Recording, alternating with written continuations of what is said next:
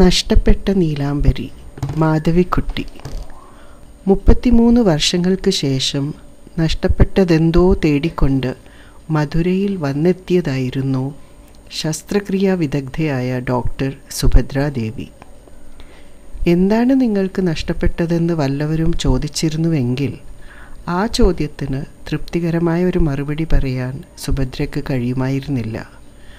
പണ്ടെങ്ങോ ഈ നഗരത്തിൽ വെച്ച് അനുഭവിച്ചു തീർത്ത വേദനയെ തേടിയാണോ ഈ മടക്കയാത്ര?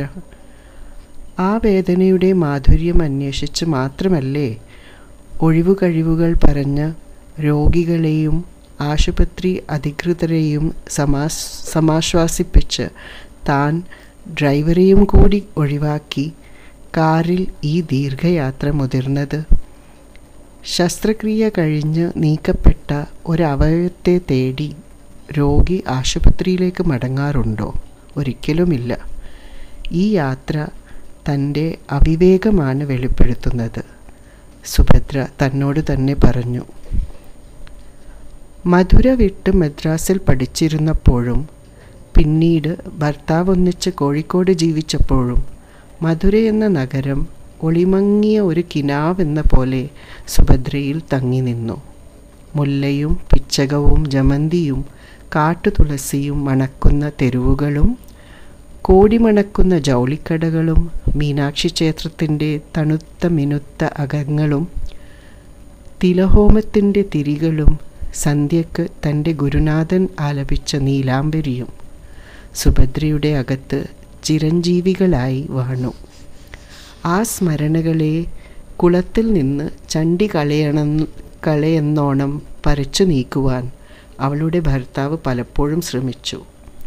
ആ സ്മരണകൾ അവളിൽ അവശേഷിക്കുമ്പോൾ അവൾ തൻ്റെ സ്വന്തമാവുകയില്ലെന്ന് അയാൾ ഭയന്നു. മധുരയെപ്പറ്റി സംസാരിക്കുമ്പോൾ സുഭദ്രയെ നീ മറ്റൊരാളായി മാറുന്നു, അയാൾ പറഞ്ഞു.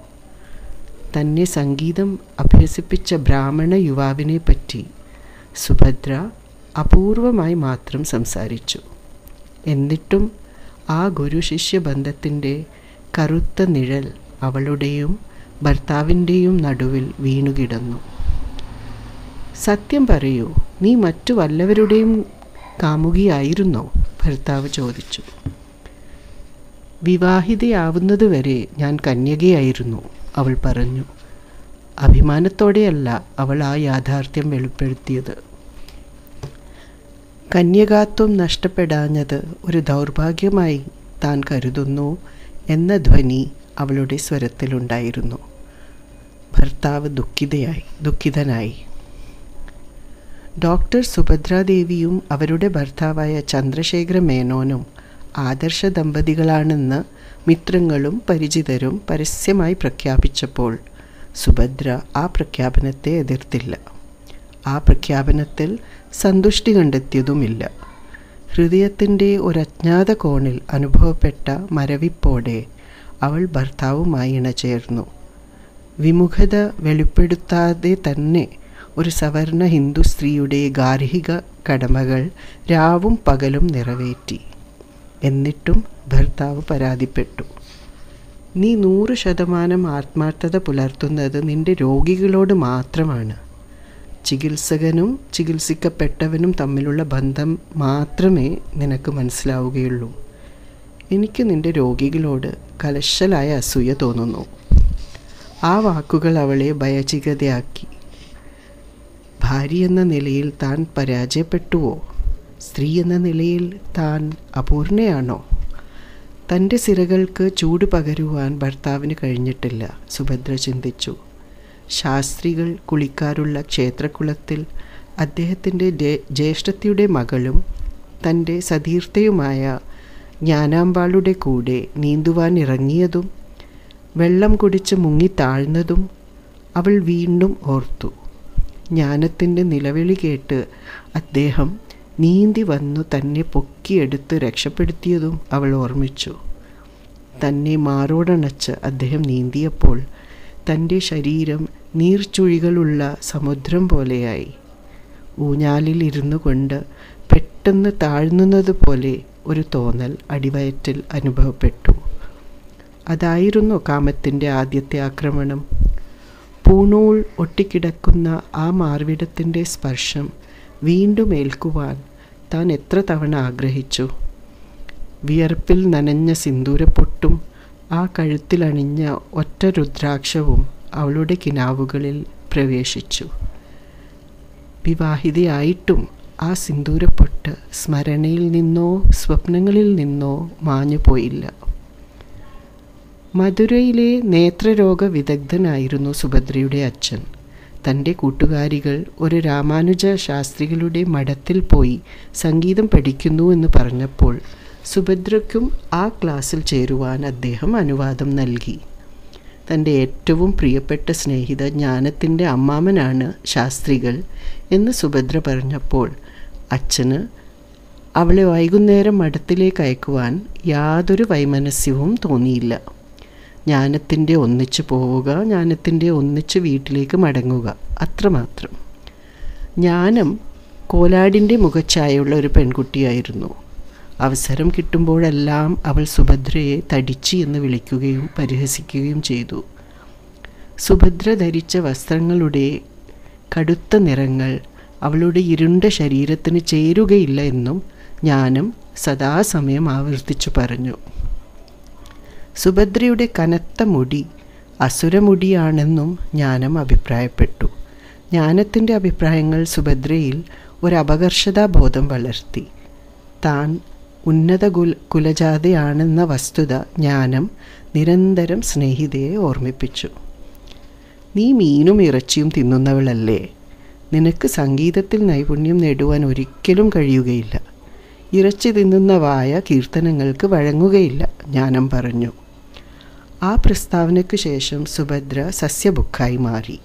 മകളുടെ ഭക്ഷണ രീതിയിൽ പെട്ടെന്ന് വന്ന പരിവർത്തനം അച്ഛനമ്മമാരെ ആശ്ചര്യപ്പെടുത്തി. വറുത്ത മത്സ്യമില്ലാതെ ഭക്ഷണം കഴിക്കുവാൻ വിസമ്മതിച്ചിരുന്ന സുഭദ്രയോ തൈർച്ചോറും അച്ചാറും രുചിയോടെ ഭക്ഷിക്കുന്നത്. ജ്ഞാനത്തിൻ്റെ സമ്പർക്കം മൂലമാവാം സുഭദ്ര ഫ്രോക്കുകൾ ധരിക്കാതെയായി. പാവാടയും ധാവണിയും മാത്രം ഉപയോഗിച്ചു തുടങ്ങി. മുടി വളർത്തി തുടങ്ങി. മുടിയിൽ വൈകുന്നേരം മുല്ലപ്പൂമാല ധരിക്കുവാനും അവൾ ആരംഭിച്ചു. അവളുടെ നാവിൽ രാഗങ്ങൾ എല്ലായ്പ്പോഴും ഉതിർന്നു. അങ്ങനെ ഇരിക്കുമ്പോൾ ഒരു ദിവസം രാമാനുജ ശാസ്ത്രികൾ തൻ്റെ വൃദ്ധ മാതാവിനെയും കൊണ്ട് നേത്ര ചികിത്സാലയത്തിൽ വന്നെത്തി. അമ്മയ്ക്ക് തിമിരമായിരുന്നു. അമ്മയെ ശസ്ത്രക്രിയക്ക് വിധേയയാക്കുവാനാണ് സുഭദ്രയുടെ അച്ഛൻ്റെ സമീപം വന്നത്. ഞാൻ സുഭദ്രയെ പാട്ട് പഠിപ്പിക്കുന്ന ശാസ്ത്രികളാണ്, അയാൾ സ്വയം പരിചയപ്പെടുത്തി. ഭാഗവതർ വൃദ്ധനായിരിക്കുമെന്നാണ് സുഭദ്രയുടെ അച്ഛൻ വിശ്വസിച്ചിരുന്നത്. പുരാണേതിഹാസങ്ങളിൽ നിന്ന് എഴുന്നേറ്റു വന്ന ഒരു പുരുഷ കേസരിയാണ് ആ യുവാവ് എന്ന് സുഭദ്രയുടെ അച്ഛനും തോന്നി. ഈ കോമള ബ്രാഹ്മണൻ്റെ മഠത്തിലേക്കോ തൻ്റെ ഏക പുത്രി എല്ലാ വൈകുന്നേരവും യാത്ര ചെയ്തത്? അവളിൽ വന്നുകൂടിയ പരിവർത്തനങ്ങൾ അദ്ദേഹത്തിന് ആ നിമിഷത്തിൽ ഓർമ്മ വന്നു.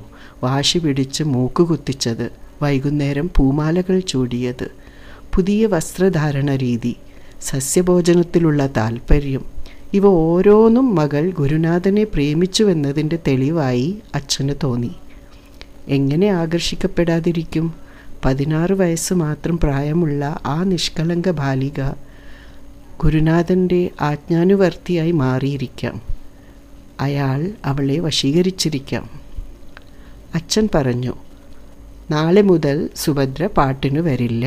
സന്ധ്യക്ക് വീട്ടിലേക്ക് മടങ്ങുമ്പോൾ അവളെ പട്ടി കടിക്കുമെന്ന് വിചാരിച്ച് എനിക്ക് ഉറക്കം നഷ്ടപ്പെടുന്നു. താൻ സുഭദ്രയുടെ വീട്ടിലേക്ക് ഞായറാഴ്ച വന്ന് അവളെ സംഗീതം അഭ്യസിപ്പിക്കാമെന്ന് ശാസ്ത്രികൾ വിനയത്തോടെ അറിയിച്ചു. വേണ്ട, സുഭദ്രയെ മദ്രാസിൽ കൊണ്ടുപോയി കോളേജിൽ ചേർക്കാൻ ഞാൻ ആഗ്രഹിക്കുന്നു, സുഭദ്രയുടെ അച്ഛൻ പറഞ്ഞു. അങ്ങനെ സുഭദ്ര മദ്രാസിലെത്തി. പ്രേമവിഹ്വലമായ മനസ്സും കൊണ്ട് വിരഹിണിയായി അവൾ അവിടെ ജീവിച്ചു. മെഡിസിന് ചേർന്ന് സ്വയപ്രയത്നത്താൽ ഡോക്ടറായി വീട്ടിൽ മടങ്ങിയെത്തി. അവളുടെ വിവാഹം ആ വർഷത്തിൽ തന്നെ നടത്തുവാൻ തീരുമാനിച്ചു. അച്ഛൻ തെരഞ്ഞെടുത്ത വരൻ ധനികൻ, ഉന്നത വിദ്യാഭ്യാസമുള്ളവൻ. അവൾ പ്രതിഷേധിച്ചില്ല. ശാസ്ത്രികൾ അപ്പോഴേക്കും തൻ്റെ അനന്തരവളായ ജ്ഞാനത്തെ വിവാഹം ചെയ്തു കഴിഞ്ഞിരുന്നു. ജ്ഞാനം ജനിച്ച നാൾ തൊട്ട് ആ കുടുംബാംഗങ്ങൾ തീരുമാനിച്ചു കഴിഞ്ഞതായിരുന്നു അത്തരമൊരു ബന്ധം വേണമെന്ന്. വിവാഹിതയായ ജ്ഞാനം പുതിയ പട്ടുചേല ഉടുത്ത് സന്തുഷ്ടയായി കാണപ്പെട്ടു. ശാസ്ത്രികൾക്ക് തന്നോടുള്ള വാത്സല്യത്തെപ്പറ്റി ജ്ഞാനം പറയുവാൻ ആരംഭിച്ചപ്പോൾ സുഭദ്ര അവളുടെ വായ പൊത്തി. എനിക്കിത്തരം രഹസ്യങ്ങൾ അറിയുവാൻ താല്പര്യമില്ല, അവൾ ജ്ഞാനത്തോട് പറഞ്ഞു. നിനക്ക് എന്നോട് അസൂയ തോന്നുന്നുവല്ലേ? നിനക്ക് അദ്ദേഹത്തിനെ സ്വന്തമാക്കുവാൻ ആഗ്രഹമുണ്ടായിരുന്നു എന്നെനിക്കറിയാം. എന്തു മഹാപാപമാണ് ഇത്തരം അസംബന്ധങ്ങൾ പറയൽ. എനിക്ക് ശാസ്ത്രികളോട് ഒരു ശിഷ്യക്ക് തോന്നുന്ന ഭക്തിയും ബഹുമാനവും മാത്രമേ തോന്നിയിട്ടുള്ളൂ, സുഭദ്ര പറഞ്ഞു. ജ്ഞാനം പൊട്ടിച്ചിരിച്ചു. നിന്റെ ഭക്തിയും ബഹുമാനവും എനിക്കറിയാം. അദ്ദേഹം നിന്നെ വെള്ളത്തിൽ നിന്ന് രക്ഷിച്ചപ്പോൾ നീ അദ്ദേഹത്തിൻ്റെ ശരീരം മുറുകെ പിടിക്കുന്നത് ഞാൻ കണ്ടുവല്ലോ. മുങ്ങി മരിക്കാറായ ആരുടെ കൈകൾക്കും രക്ഷിച്ചവനെ മുറുകെ പിടിക്കുവാൻ സാധിക്കുകയില്ല, ജ്ഞാനം പറഞ്ഞു. നീ അപരാധം പറഞ്ഞു പരത്തരുത്. എൻ്റെ വിവാഹം ഉറപ്പിച്ചു കഴിഞ്ഞു, സുഭദ്ര പിറുപിറുത്തു. തൻ്റെ കിടപ്പറ രഹസ്യങ്ങൾ ഓരോന്നോരോന്നായി സതീർത്ഥ്യക്ക് കൈമാറാമെന്ന് ജ്ഞാനം പറഞ്ഞപ്പോൾ നീരസത്തോടെ സുഭദ്ര എഴുന്നേറ്റ് മുറിവിട്ടു പോയി. ശാസ്ത്രികളെ കാണുവാനോ അദ്ദേഹത്തെ വിവാഹത്തിന് ക്ഷണിക്കുവാനോ സുഭദ്ര തുനിഞ്ഞില്ല. സുഭദ്രയുടെ ഭർത്താവ് അവളുടെ സ്നേഹരഹിതമായ പെരുമാറ്റത്തെ വിമർശിച്ചു. ക്ലിനിക്കിൽ വരുന്ന രോഗികളോ രോഗികളുടെ രക്ഷകരോ രോഗത്തെ പറ്റിയല്ലാതെ രണ്ടക്ഷരം ഉരിയാടുമ്പോഴേക്കും അദ്ദേഹം അസ്വസ്ഥനായി ഇടനാഴിയിൽ ഉല്ലാത്തി തുടങ്ങും. ആ കാലച്ച കേട്ട് രോഗികളും നിശബ്ദരായി. ചന്ദ്രശേഖര മേനോൻ തൻ്റെ ഭാര്യയുടെ രോഗികളോട് ഒരിക്കലും സംസാരിച്ചില്ല. അവരിൽ സുപരിചിതരോടും ചിരിച്ചില്ല. തന്നിൽ നിന്നും തൻ്റെ ഭാര്യയെ അകറ്റുന്ന ശത്രുക്കൾ എന്ന മട്ടിലാണ് അദ്ദേഹം അവരെ കണ്ടത്. സുഭദ്രയും താനും തനിച്ച് TV കാണുക, അന്യോന്യം പുസ്തകങ്ങൾ വായിച്ചു കേൾപ്പിക്കുക, നടക്കുവാൻ പോവുക, കാറിൽ സായാഹ്ന സവാരി ചെയ്യുക, ഇവയെല്ലാമായിരുന്നു ആ ഭർത്താവിൻ്റെ മോഹങ്ങൾ. പക്ഷേ ക്ലിനിക്കിന് മുന്നിൽ ക്യൂവിൽ നിന്ന് ജനവൃന്ദം ഫോൺ സദാസമയവും ശബ്ദിച്ചു. ആശുപത്രികളിൽ നിന്ന് അടിയന്തര സന്ദേശങ്ങൾ വന്നെത്തി. ഉടനടി ശസ്ത്രക്രിയ ആവശ്യപ്പെടുന്ന അത്യാഹിതങ്ങളെപ്പറ്റി ആശുപത്രിക്കാർ സുഭദ്രയെ ഓർമ്മിപ്പിച്ചു. ചില ദിവസങ്ങളിൽ സുഭദ്ര ഉറങ്ങിക്കിടക്കുമ്പോൾ മേനോൻ ഫോണിൽ പറയും, ഡോക്ടർ സുഭദ്ര ഇവിടെ ഇല്ല, അമ്മയെ കാണുവാൻ ഗുരുവായൂർക്ക് പോയിരിക്കുകയാണ്. അത്തരം നുണകൾ സുഭദ്രയെ ചൊടിപ്പിച്ചു. എൻ്റെ രോഗി മരിച്ചാൽ നിങ്ങൾക്ക് ഛേദമില്ല ഓ? അവൾ ചോദിച്ചു. മരിക്കുവാൻ യോഗമുണ്ടെങ്കിൽ രോഗി മരിക്കും. നിനക്കും അയാളെ രക്ഷിക്കാൻ കഴിയില്ല. ദൈവത്തിലും വലുതാണോ ഡോക്ടർ? ചില രാത്രികളിൽ ഫോൺ ശബ്ദിക്കാത്ത അപൂർവ വേളകളിൽ ഉറങ്ങിക്കിടക്കുന്ന ആ സുന്ദരിയുടെ ത്വക്കിൻ്റെയും തലമുടിയുടെയും പരിമളം മേനോൻ ആർത്തിയോടെ നുകർന്നു. മുടിയിൽ നര വീണിട്ടും തൻ്റെ ഭാര്യയുടെ സൗകുമാര്യത്തിന് കോട്ടം തട്ടിയിട്ടില്ലെന്ന് അദ്ദേഹം ആശ്ചര്യത്തോടെ മനസ്സിലാക്കി. ലാളിക്കപ്പെടുന്നതിൽ പ്രതിഷേധിക്കാത്ത ആ ഭാര്യ ലാളിക്കുവാനോ പ്രേമം പ്രദർശിപ്പിക്കുവാനോ ഒരിക്കലും സന്നദ്ധയായില്ല. എനിക്ക് നിൻ്റെ രോഗികളോട് അസൂയ തോന്നുന്നു, മേനോൻ പറഞ്ഞു. ഒരു ഡോക്ടർക്ക് തൻ്റെ രോഗിയുടെ മിത്രമായും വർത്തിച്ചുകൂടെ എന്ന് സുഭദ്ര ഭർത്താവിനോട് ചോദിച്ചു. ഒരിക്കലും അത് പാടില്ല. സുഹൃത് ബന്ധം സെൻറ്റിമെൻറ്റാലിയിലേക്ക് വഴിയൊരുക്കും. ചികിത്സകനും അത് ചികിത്സിക്കപ്പെടുന്നവനും ഒരുപോലെ ആപത്കരമായി ഭവിക്കും. നിന്റെ മിത്രത്തിൻ്റെ വയറു കീറുമ്പോൾ നിന്റെ വിരലുകൾക്ക് വിറയൽ അനുഭവപ്പെടില്ലേ? ചന്ദ്രശേഖര മേനോൻ അളന്ന് ചിട്ടപ്പെടുത്തിയ ഒരു ജീവിതശൈലിയാണ് ശീലിച്ചു വന്നത്. 3 or 4 മിത്രങ്ങൾ അത്രമാത്രമേ അദ്ദേഹത്തിനുണ്ടായിരുന്നുള്ളൂ. അവരുടെ വീടുകളിൽ ചെന്ന് ആഹാരം കഴിക്കുവാൻ അദ്ദേഹം സന്നദ്ധ പ്രകടിപ്പിച്ചു. അവരെ മാത്രമേ സ്വന്തം വീട്ടിലേക്ക് ക്ഷണിക്കുകയുണ്ടായുള്ളൂ. പരിചിതരെ ക്ലബിലോ പൊതുസ്ഥലങ്ങളിലോ വെച്ച് കണ്ടാൽ വെറുമൊരു പുഞ്ചിരി. 3 വാക്കിലൊതുങ്ങുന്ന ഒരു കുശലാന്വേഷണവും അത്രമാത്രം.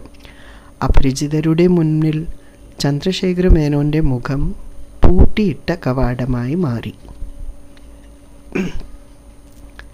വർഷത്തിലൊരിക്കൽ സുഭദ്ര തൻ്റെ ഭർത്താവൊന്നിച്ച് ഗുരുവായൂരിലേക്ക് ക്ഷേത്രദർശനത്തിനായി പോവാറുണ്ടായിരുന്നു. ക്ഷേത്ര കവാടത്തിലേക്ക് നടക്കുമ്പോൾ കൈ നീട്ടുന്ന യാചകർക്കായി 50 രൂപ നാണ്യങ്ങളാക്കി മാറ്റി മേനോൻ തൻ്റെ തുവാലയിൽ കെട്ടി കരുതി വെച്ചു. സുഭദ്രയുടെ മേൽ ആരും ആ തിരക്കിൽ വന്ന് വീഴാതിരിക്കുവാൻ തൻ്റെ രോമനിബിഡങ്ങളായ കരങ്ങൾ കൊണ്ട് അവൾക്ക് ചുറ്റും ഒരു രക്ഷാവലയം സൃഷ്ടിച്ചുകൊണ്ടാണ് മേനോൻ ക്ഷേത്രനടയിൽ മുന്നോട്ട് നീങ്ങിയത്. 50 രൂപയും യാചകർക്ക് കൊടുത്തു കഴിഞ്ഞാൽ 51-ാമനായ യാചകനോട് അദ്ദേഹം കയർക്കുക പതിവായിരുന്നു. പെട്ടെന്ന് ആ മുഖത്തെ ശാന്തത മാഞ്ഞു. പോ, ആളെ ഉപദ്രവിക്കാതെ കടന്നുപോ, മേനോൻ ഉച്ചത്തിൽ വിളിച്ചു പറഞ്ഞു. ശ്രീകോവിലിൽ വിഗ്രഹദർശനത്തിനായി ശ്രമിക്കുമ്പോൾ ഏതെങ്കിലും പുരുഷൻ തൻ്റെ ഭാര്യയെ അറിയാതെ തന്നെ സ്പർശിച്ചു പോയാൽ മേനോൻ കയർക്കും. മുഖത്ത് കണ്ണില്ലേ, സ്ത്രീകളുടെ മേൽ കടന്നു വീഴണോ? അദ്ദേഹം ചോദിക്കും.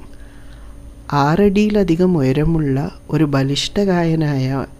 ബലിഷ്ഠകായനായിരുന്നത് കൊണ്ടാവാം ആരും അദ്ദേഹവുമായി തർക്കിക്കുവാൻ ഒരുമ്പെട്ടില്ല. പക്ഷേ ലജ്ജ കൊണ്ടും അപമാനഭാരം കൊണ്ടും സുഭദ്രയുടെ മുഖം വിവരണമാകാറുണ്ടായിരുന്നു. തങ്ങൾക്ക് കുട്ടികൾ ഉണ്ടാവാത്തതിൽ ഖേദം പ്രകടിപ്പിച്ചിരുന്ന മേനോൻ ഒടുവിൽ അവളുടെ വന്ധ്യത്വം ഒരനുഗ്രഹമായി കണക്കാക്കി. കുട്ടികളെ ശ്രദ്ധിക്കുവാൻ നിനക്കൊരിക്കലും സമയം കിട്ടുമായിരുന്നില്ല. നിനക്കെല്ലായ്പ്പോഴും രോഗികളെ പറ്റിയുള്ള ചിന്തയായിരിക്കും, അദ്ദേഹം പറഞ്ഞു. രോഗികളെ ശപിച്ചുകൊണ്ടിരുന്ന ആ മനുഷ്യൻ ഒടുവിൽ ഒരു രോഗിയായി മാറിയപ്പോൾ സുഭദ്രയുടെ കുറ്റബോധം അവളെ അസ്വസ്ഥയാക്കി. അദ്ദേഹത്തോട് അദ്ദേഹം അർഹിക്കുന്ന നീതി പുലർത്തുവാൻ തനിക്ക് കഴിഞ്ഞില്ല എന്ന് അവൾക്ക് തോന്നി. അദ്ദേഹത്തെക്കാൾ 10 ഇരട്ടി ധനം സമ്പാദിച്ചു തുടങ്ങിയതുകൊണ്ടാവാം തന്നിൽ അഹംഭാവം വളർന്നു വന്നത്. ആദ്യകാലത്ത് താൻ അദ്ദേഹത്തെ ബഹുമാനിച്ചിരുന്നു, ഭയപ്പെട്ടിരുന്നു. പുരാതനവും ശ്രേഷ്ഠവുമായ ഒരു തറവാട്ടിൽ നിന്ന് ഒരാൾ തനിക്ക് ഭർത്താവായി വരുമെന്ന് സുഭദ്ര പ്രതീക്ഷിച്ചിരുന്നില്ല. താൻ തമിഴ്നാട്ടിൽ വളർന്നവളായതുകൊണ്ടും തൻ്റെ നിറം തവിട്ടായതുകൊണ്ടും അമ്മ നാട്ടിലേക്ക് ഓണക്കാലത്ത് ചെന്നെത്തുമ്പോൾ ബന്ധുക്കൾ തന്നെ ചെട്ടിച്ചി എന്നും വിളിച്ചിരുന്നത് സുഭദ്ര ഓർത്തു. ചന്ദ്രശേഖര മേനോന് സുന്ദരികളെ വിവാഹം ചെയ്യാമായിരുന്നു. ആഭിജാത്യമുള്ള പെൺകുട്ടികൾ മലയാളം തമിഴ് ചുവയോടെ മാത്രം ഉച്ചരിക്കുന്ന തന്നെ എന്തുകൊണ്ട് അദ്ദേഹം ഭാര്യയായി തിരഞ്ഞെടുത്തു? ഒരിക്കൽ അദ്ദേഹം പറഞ്ഞു, നീ ദ്രൗപദിയുടെ രൂപലക്ഷണങ്ങൾ ഉള്ളവളാണ്, പക്ഷേ എന്നെ ഏറ്റവും ആകർഷിച്ചത് നിന്റെ വിനയശീലമാണ്. ആ വിനയശീലം എവിടെ പോയി ഒളിച്ചു? രോഗികൾക്കും രക്ഷകർക്കും കാണപ്പെട്ട ദൈവമായി മാറിയപ്പോൾ അവനെപ്പറ്റി അകാരണമായ മതിപ്പ് അവളിൽ ജനിച്ചു. താൻ ലോകത്തിൻ്റെ അച്ചുതണ്ടായി മാറി എന്ന ഒരു ധാരണ അവൾക്കുണ്ടായി. വീട് പുതുക്കി പണിതു. കിടപ്പറയിൽ എയർ കണ്ടീഷൻ വന്നു ചേർന്നു. വേലക്കാരുടെ സംഖ്യ വർദ്ധിച്ചു. കരയില്ലാത്തതെങ്കിലും വില കൂടിയ പട്ടുസാരികൾ മാത്രം അവൾ ധരിച്ചു തുടങ്ങി. ഫർണിച്ചർ പുതുക്കി, തിരശീലകളും പരവതാനികളും പുതുക്കി. പുതുക്കാൻ കഴിയാത്ത ഏക വസ്തു അവളുടെ ഭർത്താവായിരുന്നു. അദ്ദേഹം ഉദ്യാനത്തിലും അകത്തളങ്ങളിലും പഴയ ബനിയനും മുണ്ടും മാത്രം ധരിച്ച് ഉലാത്തിക്കൊണ്ടിരുന്നു. മുൻവശത്തെ ഒരു പല്ല് വീണുപോയപ്പോൾ കൃത്രിമദന്തം വാങ്ങി വയ്ക്കുവാൻ വിസമ്മതിച്ചുകൊണ്ട്. പല്ലുണ്ടെങ്കിലും പല്ലില്ലെങ്കിലും ചന്ദ്രശേഖര മേനോൻ തന്നെ, അദ്ദേഹം പൊട്ടിച്ചിരിച്ചുകൊണ്ട് പറഞ്ഞു. സുഭദ്രക്ക് ആ ചിരിയിൽ പങ്കുകൂടുവാൻ മനസ്സ് വന്നില്ല. തൻ്റെ ജീവിതത്തിനു ജീർണത സംഭവിക്കുന്നു എന്ന് ആ നിമിഷത്തിൽ അവൾക്ക് തോന്നി. സന്ധ്യാനേരത്ത് കുളിച്ച് വരാന്തിയിൽ നിന്ന് മുടിയിഴകളിൽ വിരലോടിക്കുമ്പോൾ അവൾ ശാസ്ത്രികൾ നീലാംബരി ആലാപിക്കുന്നതിനെ പറ്റി ഓർത്ത് വിദൂരതയിൽ സൂര്യൻ പട്ടട പോലെ എരിഞ്ഞു കെട്ടടങ്ങുമ്പോൾ അവൾ ആ ഗായകൻ്റെ കണ്ണുകളുടെ തീക്ഷ്ണതയെപ്പറ്റിയും ഓർത്തു. നമുക്ക് മധുര മീനാക്ഷി ക്ഷേത്രം ഒന്ന് സന്ദർശിക്കാം. ഞാൻ 2 ദിവസം അവധിയെടുക്കാം, സുഭദ്ര ഒരു ദിവസം ഭർത്താവിനോട് പറഞ്ഞു. ഗുരുവായൂരുള്ളപ്പോൾ മലയാളികളായ നമുക്ക് മറ്റൊരു ക്ഷേത്രവും ആവശ്യമില്ല, മേനോൻ പറഞ്ഞു. രോഗഗ്രസ്തനാവുന്നതിനു മുമ്പാണ് അദ്ദേഹം അങ്ങനെ പറഞ്ഞത്. വാദം പിടിച്ച് ശരീരം തളർന്ന് അവശനായി കിടക്കുമ്പോൾ അദ്ദേഹം നിശബ്ദനായി കണ്ണീർ പൊഴിച്ചുകൊണ്ടിരുന്നു. അദ്ദേഹത്തിൻ്റെ ദുഃഖത്തിൻ്റെ കാരണങ്ങൾ സുഭദ്രയ്ക്ക് അജ്ഞാതങ്ങളായിരുന്നു. അവൾ സ്വന്തം കൈകൊണ്ട് പിഴിഞ്ഞെടുത്ത നാരങ്ങാനീർ അദ്ദേഹത്തിൻ്റെ വായിൽ ഒഴിച്ചു കൊടുത്തു. സ്വയം അദ്ദേഹത്തിൻ്റെ ശരീരം ചൂടുവെള്ളത്തിൽ മുക്കിപ്പിഴിഞ്ഞ് തോർത്തുകൊണ്ട് വൃത്തിയാക്കി. ഡോക്ടർ സുഭദ്രയുടെ പരിചരണം നോക്കിക്കണ്ട വേലക്കാരും മിത്രങ്ങളും അവളുടെ പാതിവൃത്യത്തെ ശ്ലാഘിച്ചു സംസാരിച്ചു. താൻ 3 ദിവസത്തിന് കോഴിക്കോട്ട് വിടുകയാണെന്ന് ഡോക്ടർ സുഭദ്ര ആശുപത്രിയിൽ അറിയിച്ചപ്പോൾ രോഗികളുടെ ബന്ധുക്കൾ പരിഭ്രാന്തരായി. എന്തിനാണ് പരിഭ്രമിക്കുന്നത്? ഞാനല്ലാതെയും ഡോക്ടർമാർ ഇവിടെ ധാരാളമുണ്ടല്ലോ. എനിക്ക് വയസ്സായി തുടങ്ങി, ഞാൻ എന്നെന്നും ജീവിച്ചിരിക്കുകയില്ല, ഡോക്ടർ സുഭദ്ര പറഞ്ഞു. കോഴിക്കോട് നഗരത്തിൽ ഏറ്റവും അധികം സൽപ്പേര് നേടിയെടുത്ത ഡോക്ടർ യഥാർത്ഥത്തിൽ സുഭദ്രയായിരുന്നു. ധനേച്ഛ കൂടാതെ ആതുര സേവനം നടത്തിയിരുന്ന ആ സ്ത്രീയെ സമൂഹം ആരാധിച്ചു. അത്ര ദൂരം സ്വയം ഡ്രൈവ് ചെയ്തു പോവുകയാണെന്ന് പറഞ്ഞപ്പോൾ മിത്രങ്ങൾ അവളെ നിരുത്സാഹപ്പെടുത്തി. ഡ്രൈവറെ കൂടെ കൊണ്ടുപോവാൻ മനസ്സില്ലെങ്കിൽ ഡ്രൈവിംഗ് അറിയാവുന്ന ഒരു ബന്ധുവിനെ കൂടി കൊണ്ടുപോവാമല്ലോ, അവൾ ചോദിച്ചു. തനിക്ക് ഏകാന്തത ആവശ്യമായി തീർന്നിരിക്കുന്നു എന്ന് സുഭദ്ര പറഞ്ഞു. ഏകാന്തതയും മൗനവുമാണ് താൻ കാക്ഷിക്കുന്നതെന്ന് അവൾ തുറന്നു പറഞ്ഞു. ഒരു വിധവയ്ക്ക് അനുയോജ്യമായ വസ്ത്രധാരണ രീതി അവൾ ആയിടെയായി സ്വീകരിച്ചിരുന്നു. പക്ഷേ മധുരക്ക് പോകുമ്പോൾ കടും നിറങ്ങളിലുള്ള പട്ടുപുടവകൾ അവൾ പെട്ടിയിൽ അടുക്കി വെച്ചു. മധുവിധുവിന് പുറപ്പെടുന്ന വധുവിൻ്റെ ഹൃദയമിടിപ്പോടെ അവൾ സാമാനങ്ങൾ ഒതുക്കി. സുഗന്ധദ്രവ്യങ്ങൾ, മുത്തുമാലകൾ, ചുവന്ന കല്ലുവെച്ച ആഭരണങ്ങൾ. മധുര 33 വർഷങ്ങൾക്ക് ശേഷം ഒരു അപരിചിത ഭാവം കൈക്കൊണ്ടതായി സുഭദ്രയ്ക്ക് തോന്നി. പഴയ വീടുകളിൽ മുക്കാലും അപ്രത്യക്ഷമായി കഴിഞ്ഞു. ഫ്ലാറ്റുകളിൽ തിക്കിയും തിരക്കിയും താമസിക്കുന്ന ജനങ്ങൾ, പൂക്കൾ വിറ്റിരുന്ന തെരുവിൽ സായിപ്പന്മാരുടെ പഴയ വസ്ത്രങ്ങളും മറ്റു വിദേശ വസ്ത്രങ്ങളും വിൽക്കുവാൻ വെച്ച കടകളും അവൾ കണ്ടു. താനും അച്ഛനമ്മമാരും താമസിച്ചിരുന്ന കെട്ടിടം ഒരു വിദ്യാലയമായി മാറിയിരിക്കുന്നു. അവിടെ നിന്ന് തെക്കോട്ട് സഞ്ചരിച്ച് ക്ഷേത്രത്തിൻ്റെ കുളവും അതിൻ്റെ പാർശ്വത്തിൽ പൂപ്പൽ പിടിച്ച് വികൃതമായും സ്ഥിതി ചെയ്തിരുന്ന മഠവും അവൾ കണ്ടു. അതിലേക്ക് സുഭദ്ര ചെന്നു കയറി. ഉമ്മറപ്പടികൾ അവിടവിടെയായി തകർന്നിരിക്കുന്നു. അടച്ച വാതിലിൽ പലതവണ മുട്ടിയിട്ടും ആരും അത് തുറന്നു കൊടുക്കുവാൻ മിനക്കെട്ടില്ല. ശാസ്ത്രികളും കുടുംബവും ഈ സ്ഥലം ഉപേക്ഷിച്ചിരിക്കാം, അവൾ വിചാരിച്ചു. ഇവിടെ ആൾതാമസമുള്ളതുപോലെ ആർക്കും തോന്നുകയില്ല. വളപ്പിൽ പുല്ലും മുൾച്ചെടികളും വളർന്നിരിക്കുന്നു.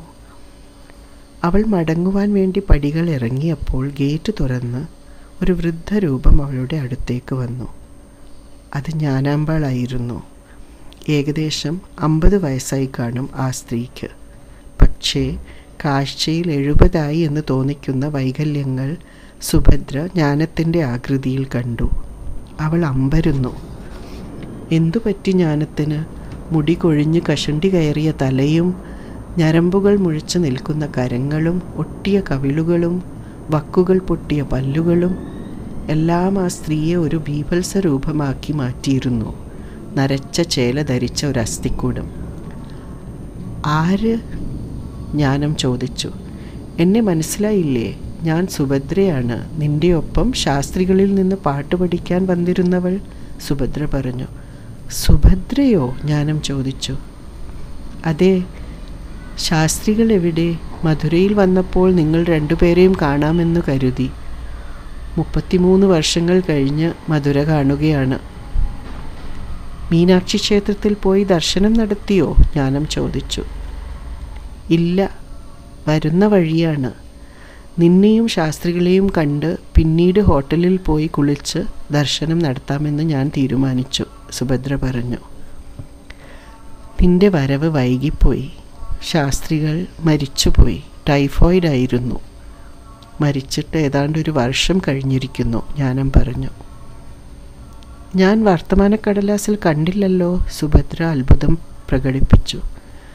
വർത്തമാനക്കടലാസിൽ അച്ചടിക്കേണ്ട വർത്തമാനമൊന്നുമല്ലല്ലോ ശാസ്ത്രികളുടെ മരണം. അദ്ദേഹം വെറുമൊരു ഭാഗവതർ.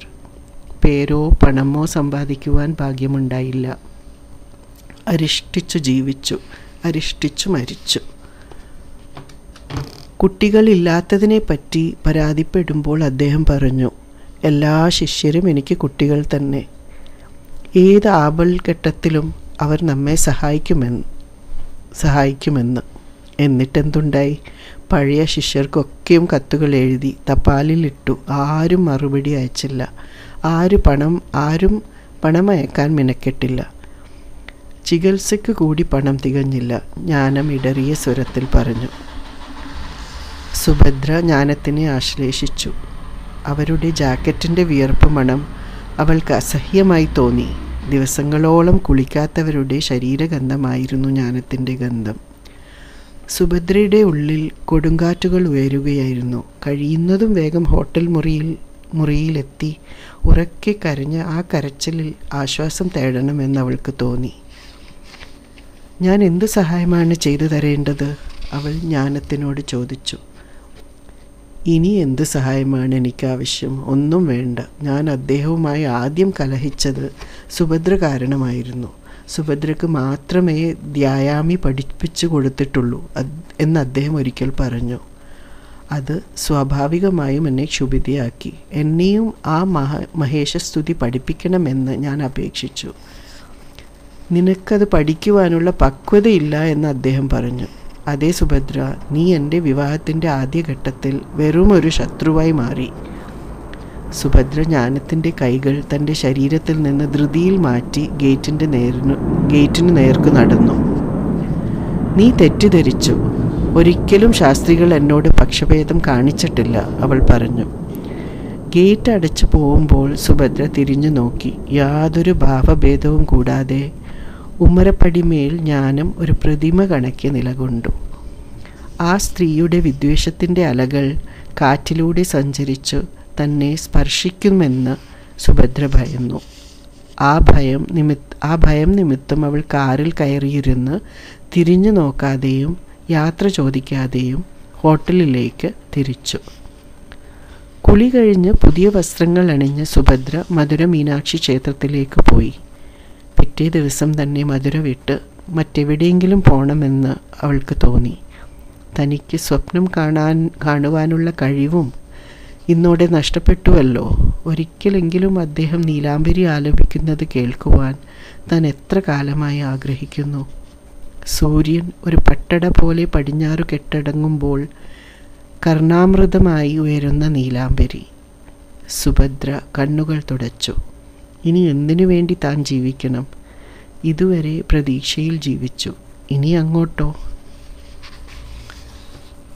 പച്ചപ്പട്ടുപുടവയും ധരിച്ച് വൈരാഭരണങ്ങളുടെ തിളക്കവും പേറി ദേവി സന്നിധിയിൽ ചെന്ന് നിന്നപ്പോൾ സുഭദ്ര നിയന്ത്രണം വിട്ടു തേങ്ങിക്കരഞ്ഞു. ഞാൻ വിധവയാണമ്മേ, അവൾ ദേവിയോട് മന്ത്രിച്ചു. ഒരു വധുവിനെ പോലെ ചമഞ്ഞു നിൽക്കുന്നുവെങ്കിലും ഞാനൊരു വിധവയാണ്, മാപ്പ് തരിക. പെട്ടെന്നാണ് അവൾ ആ സുപരിചിത സ്വരം കേട്ടത്. സുഭദ്ര, നീ എപ്പോൾ വന്നു? തിരിഞ്ഞു നോക്കിയപ്പോൾ അംഗവസ്ത്രം ധരിച്ച് അർദ്ധനഗ്നനായ രാമാനുജ ശാസ്ത്രികൾ തൻ്റെ സമീപം നിൽക്കുന്നു. നരകയറിയ ചുരുണ്ട മുടി, കഴുത്തിൽ ഒറ്റ രുദ്രാക്ഷം, നെറ്റിയിൽ സിന്ദൂരപ്പൊട്ട്, വിടർന്ന മാർവിടം, മാർവിടത്തിലെ ചുരുണ്ട രോമാവലിയും നരച്ചു കഴിഞ്ഞിരുന്നു. സുഭദ്ര അമ്പരന്നു. ശാസ്ത്രികളുടെ പ്രേതമാണോ തൻ്റെ പ്രേമവായ്പിൽ ആകൃഷ്ടനായി ഇഹലോകത്തേക്ക് മടങ്ങിയിരിക്കുന്നത്? അദ്ദേഹത്തിൻ്റെ ആത്മാവ് തന്നെ വ്യാമോഹിപ്പിക്കുവാൻ എത്തിയിരിക്കുകയാണോ? സുഭദ്ര യാതൊന്നും ഉരിയാടാതെ ആ മോഹനരൂപത്തെ ഉറ്റുനോക്കി. അതിൻ്റെ രേഖകൾ നേർത്തു മാഞ്ഞു പോകുമെന്ന് അവൾ ഭയന്നു. ശാസ്ത്രികൾ നടയിൽ നിന്ന് നീങ്ങി ഒരു തൂണിൻ്റെ അരികിൽ സ്ഥാനമുറപ്പിച്ചു. സുഭദ്രയോട് അടുത്തു ചെല്ലുവാൻ അദ്ദേഹം കൈകൊണ്ട് ആംഗ്യം കാണിച്ചു. അവൾ അനുസരിച്ചു. സുഭദ്ര എന്ന് വന്നു? അദ്ദേഹം ചോദിച്ചു. അവൾക്ക് സംസാരിക്കുവാനുള്ള കഴിവ് ആ നിമിഷത്തിൽ നഷ്ടപ്പെട്ടിരുന്നു. അദ്ദേഹം അവളുടെ ചുമലിൽ കൈവച്ച് മറ്റേ കൈകൊണ്ട് അവളുടെ നനഞ്ഞ മുഖം പിടിച്ചുയർത്തി. സുഭദ്ര എന്താണ് കരയുന്നത്? സുഭദ്രേ, നിനക്ക് എന്തു പറ്റി? ശാസ്ത്രികൾ ചോദിച്ചു. അങ്ങ് മരിച്ചുവെന്ന് ഞാനും പറഞ്ഞു. ഞാനത് വിശ്വസിച്ചു, അവൾ പറഞ്ഞു. ജ്ഞാനത്തിന് ഭ്രാന്താണ്. എത്ര ചികിത്സിച്ചിട്ടും യാതൊരു ഭേദവുമില്ല.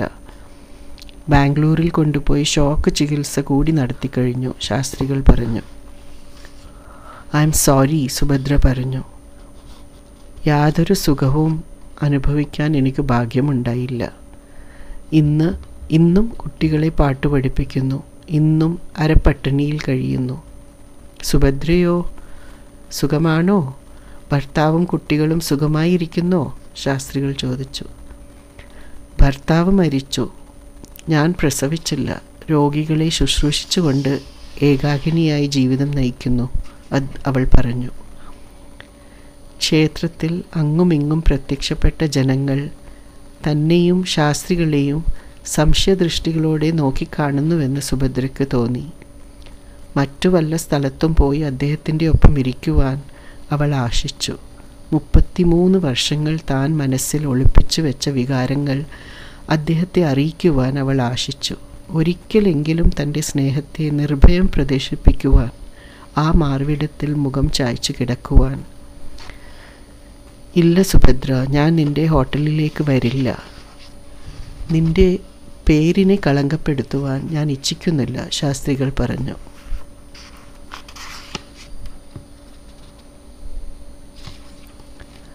നിരത്തിൻ്റെ വക്കത്ത് പാർക്ക് ചെയ്ത കാറിൽ വെച്ച് തൻ്റെ അവസാനത്തെ കരുനീക്കമായ കരച്ചിൽ ആരംഭിച്ചപ്പോഴും ശാസ്ത്രികൾ സൗമ്യത കൈവിട്ടില്ല. നമുക്ക് ഓരോരുത്തർക്കും ഓരോ കടമകളുണ്ട്.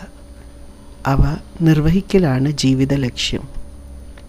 നീ നിൻ്റെ ഭർത്താവിൻ്റെ സൽപ്പേര് കളഞ്ഞു കുളിക്കരുത്. ഞാൻ ഉന്മാദിനിയായ ഭാര്യയെ ശുശ്രൂഷിച്ച് ഇവിടെ തന്നെ ജീവിക്കണം. മറ്റൊരു മാർഗവും ഈ ജന്മത്തിൽ നമുക്ക് വിധിച്ചിട്ടില്ല, അദ്ദേഹം പറഞ്ഞു. നിരത്തിൻ്റെ പിന്നിൽ സ്ഥിതി ചെയ്തിരുന്ന ഒരു കെട്ടിടത്തിൽ നിന്ന് പെട്ടെന്ന് നീലാംബരിയുടെ അലകൾ ഉയർന്നു. അതേ നിമിഷത്തിൽ ആകാശത്തിൽ ഒരു വിളർത്ത ചന്ദ്രകല പ്രത്യക്ഷപ്പെട്ടതായി സുഭദ്ര കണ്ടു.